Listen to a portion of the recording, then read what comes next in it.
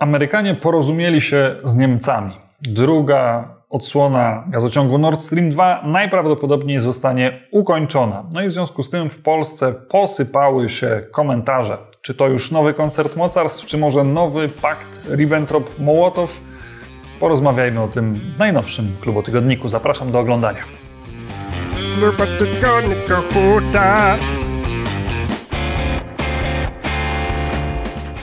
Jeżeli jesteście tutaj po raz pierwszy, to pamiętajcie, że to kanał Klubu Jagiellońskiego, na którym to kanale raz w tygodniu pojawia się Klubotygodnik, raz Piotra Trudnowskiego, a raz mój. Te Klubotygodniki Piotra dotyczą raczej spraw polskich, moje raczej spraw międzynarodowych, chociaż czasami trudno te z pozoru proste granice utrzymać. Jeżeli Wam się podoba to, co oglądacie, to oczywiście zachęcam Was do subskrybowania tego kanału.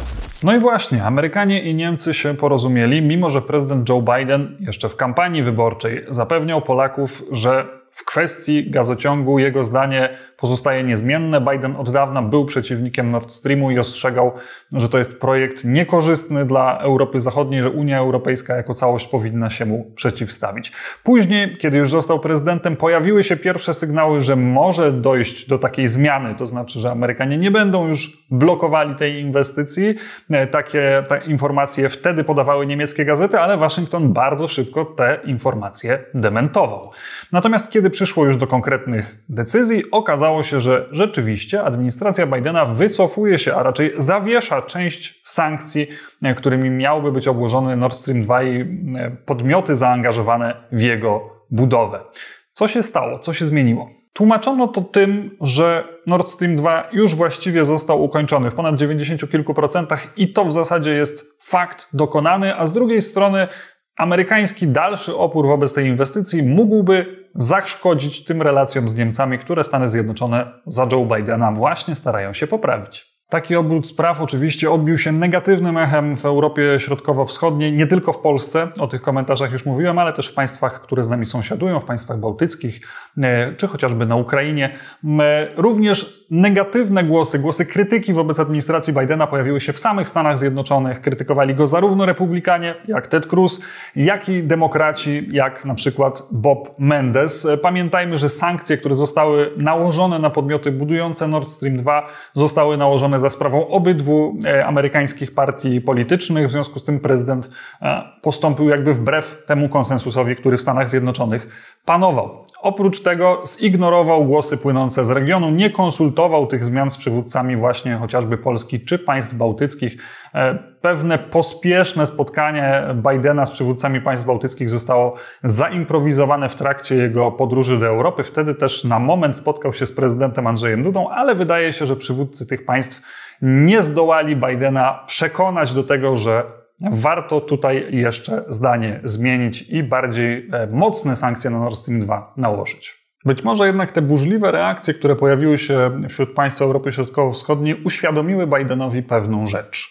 Choć z jednej strony można uzasadnić pragmatycznie tę decyzję o rezygnacji z blokowania Nord Stream 2, to jednak ta decyzja będzie miała określone koszty wizerunkowe, które Stany Zjednoczone i administracja Bidena będą musiały ponieść. No bo przecież prezydent Biden szedł do władzy jako ten, który miał przywrócić wartości do polityki zagranicznej, który miał odrzucić dziedzictwo transakcyjnej polityki Donalda Trumpa, no i wreszcie odróżnić się od samego Trumpa, prezydenta wybranego przez Rosjan, jak niektórzy chcieliby wierzyć, prezydenta, który przecież przez lata był znany z tego, że z uznaniem wyrażał się o Władimirze Putinie. Tymczasem Biden, który miał się tak znacząco różnić, zaczyna od tego, że przyklepuje projekt, jakim jest Nord Stream 2. Krytyka ta oczywiście nie sprawiła, że Biden zmienił kurs, ale jednocześnie w momencie, kiedy została ujawniona decyzja Amerykanów o porozumieniu się z Niemcami w tej sprawie, pojawiła się również wspólna deklaracja amerykańskiego Departamentu Stanu i niemieckiego Ministerstwa Spraw Zagranicznych, w której to deklaracji bardzo mocno zaakcentowano kwestię Ukrainy.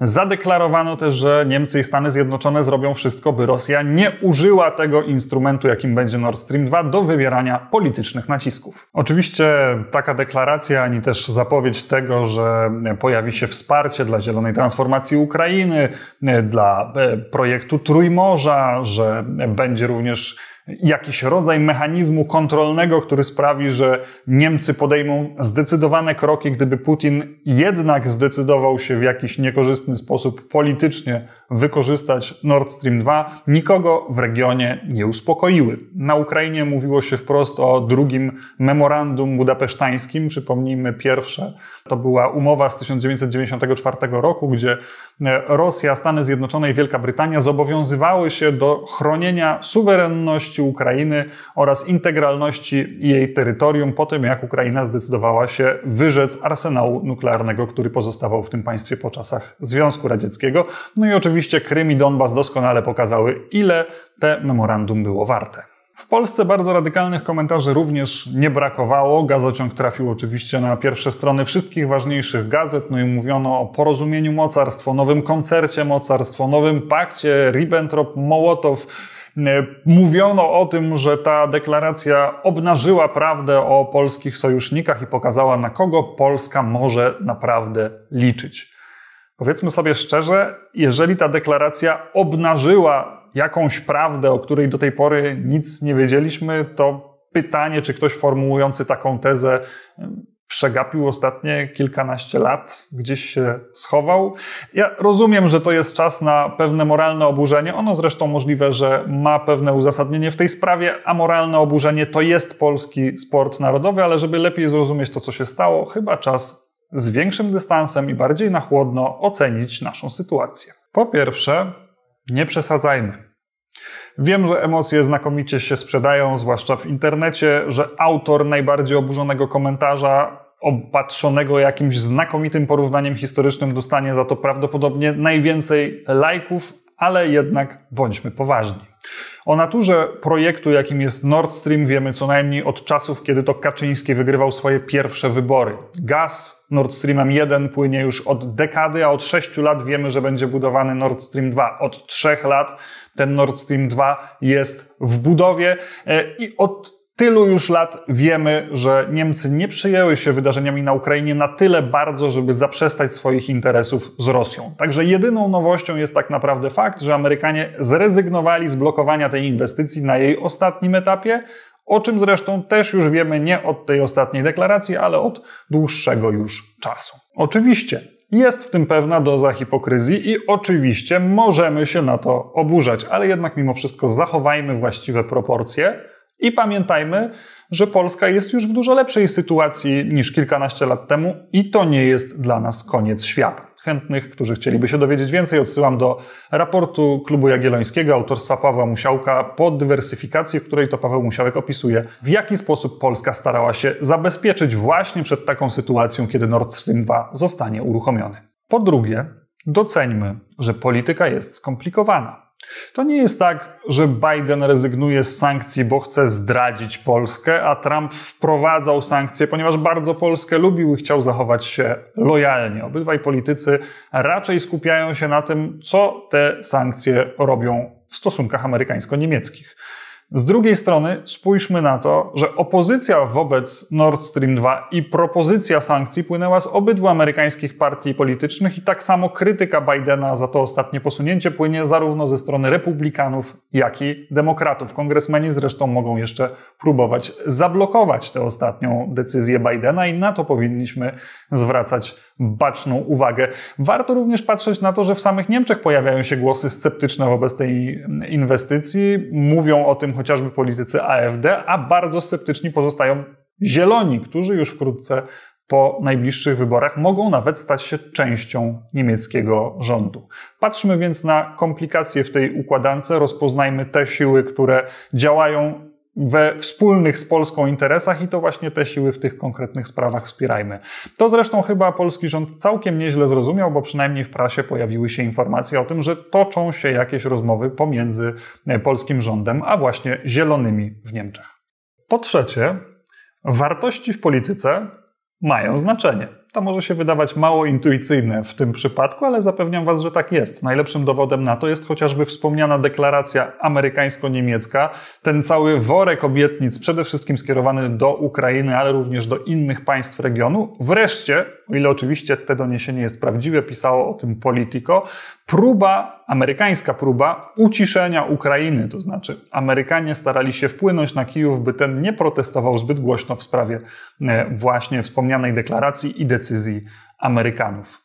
Na co to wskazuje? Ano wskazuje to na to, że przywódcy Niemiec i Stanów Zjednoczonych naprawdę obawiają się kosztów wizerunkowych, jakie mogą płynąć z tej decyzji.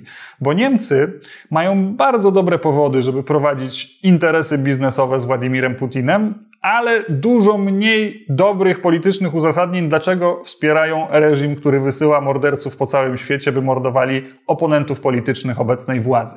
Amerykanie mają dobre, pragmatyczne powody, by odpuścić Niemcom Nord Stream 2, ale dużo mniej uzasadnień, dlaczego właściwie administracja, która mówi o powrocie moralności do polityki, miałaby wspierać tego rodzaju deal.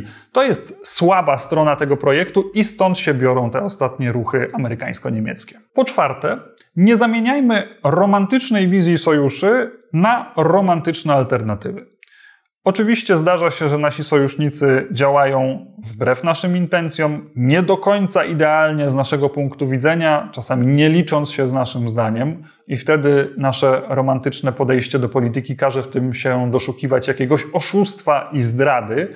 Ja już wcześniej przekonywałem, że na politykę zagraniczną należy patrzeć w sposób bardziej zniuansowany, z większym dystansem, nadając wydarzeniom właściwe proporcje, ale też nie uznawajmy, że to, że nasi sojusznicy nie zawsze zachowują się dla nas w idealny sposób, oznacza, że wcale nie powinni być naszymi sojusznikami. Polska niestety nie ma alternatywnego zestawu sojuszników. Pisała o tym ciekawie Justyna Gotkowska na portalu Klubu Jagiellońskiego. Odsyłam do tego tekstu. Polska nie zbuduje jakiejś alternatywnej struktury międzynarodowej złożonej z państw regionu. Nie stanie się też w najbliższym czasie samodzielnym graczem w rodzaju Turcji i warto o tym pamiętać. Wreszcie po piąte, to nie jest nowy koncert mocarstw. Przynajmniej nie w takim znaczeniu, o jakim mówiłem Wam niedawno w Klubotygodniku, poświęconym głośnemu tekstowi na łamach Foreign Affairs. Tam autorzy postulowali powstanie takiego nowego koncertu mocarstw, który byłby nieformalnym sposobem regularnych konsultacji pomiędzy najpotężniejszymi państwami świata, tak by unikać pomiędzy nimi niepotrzebnych napięć. Tym razem mamy do czynienia z próbą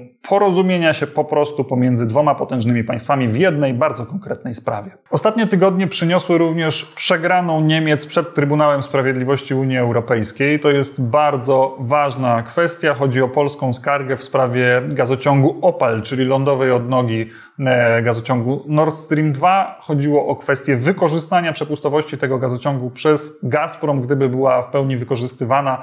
Prowadziłoby to najprawdopodobniej do naruszenia europejskiej zasady solidarności energetycznej i na to powoływała się Polska. Unijne organy uznały tą argumentację i w związku z tym Gazprom poniesie bardzo wymierne straty i nie będzie mógł korzystać z pełnej przepustowości tej części gazociągu, co pokazuje, że w te sprawy niemiecko-amerykańsko-rosyjskie mogą z powodzeniem wplątywać się inne międzynarodowe instytucje, na czym Polska może w bardzo wymierny sposób korzystać. To jest ważna informacja w kontekście tego powtarzanego sformułowania o koncercie mocarstw, ponieważ pokazuje, jak bardzo różni się obecna sytuacja od tej, w której to samowładni europejscy monarchowie decydowali o porządku spraw. Warto o tym pamiętać.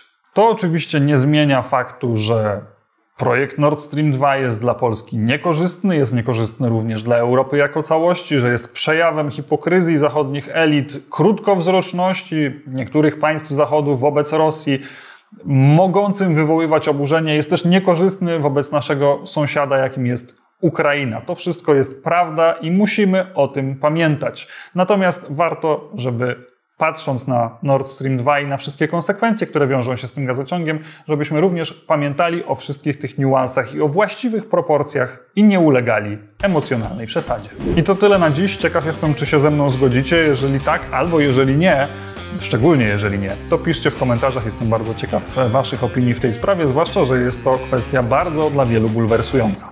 Przede wszystkim też zachęcam Was do subskrybowania naszego kanału, do zostawiania łapek w górę, klikania w dzwoneczki, robienia wszystkiego tego, co sprawi, że nie przegapicie kolejnych odcinków Klubotygodnika. Nie ukrywam, bardzo nam na tym zależy. Zachęcam też do zajrzenia na portal Klubu Jagiellońskiego i na zapisanie się do naszego newslettera, dzięki któremu nie przegapicie żadnych nowych treści, które publikujemy. Cześć!